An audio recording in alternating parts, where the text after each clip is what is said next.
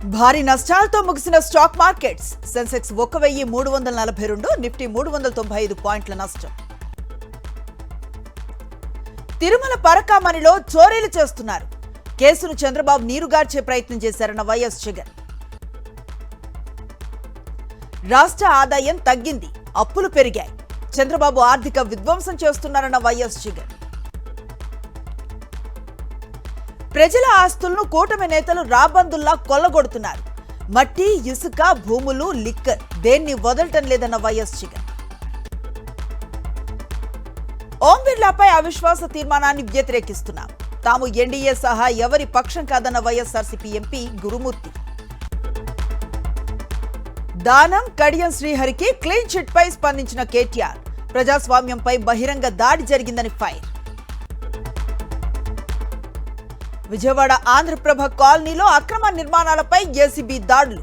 Town planning అధికారులతో కలిసి కట్టడాల డాక్యుమెంట్స్ పరిశీలన. ఏలూరు టౌన్ ప్లానింగ్ విభాగంలో రెండో రోజు కొనసాగిన ఏసీబీ తనిఖీలు.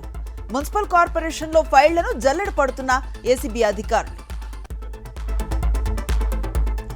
చెడు అలవాట్లకు బానిసై బాలుడితో కలిసి వాహనాల చోరీలు.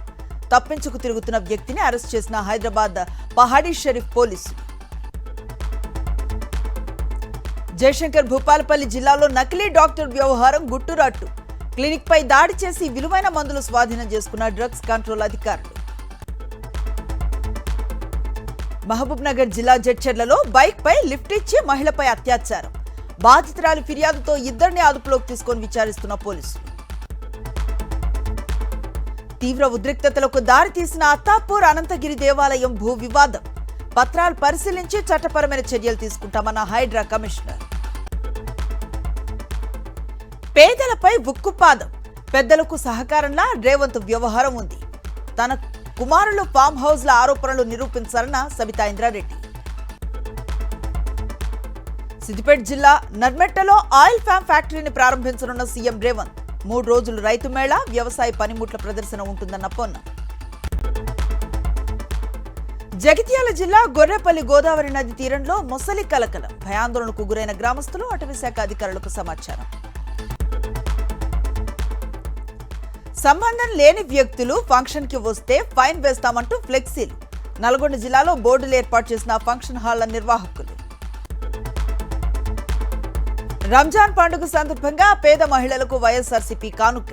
తాడిపత్రిలో చీరలు పంపిణీ చేసిన పార్టీ రాష్ట్ర కార్యదర్శి ఫయాజ్ భాషా. కావూరి సాంబశివరావు మృతి పట్ల వైఎస్ జగన్ సంతాపం. కుటుంబ సభ్యులకు ప్రగాఢ సానుభూతి తెలిపిన వైఎస్ జగన్. ఎల్డీఎఫ్, యూడీఎఫ్ కేరళంకు చేసిందేమీ లేదు.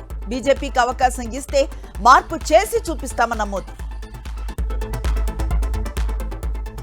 గుజరాత్లోని కెమికల్ గోడౌన్లో అగ్ని ప్రమాదం. భారీగా ఎగసి పడుతున్న మంటలు. రంగంలోకి దిగిన అగ్నిమాపక సిబ్బంది.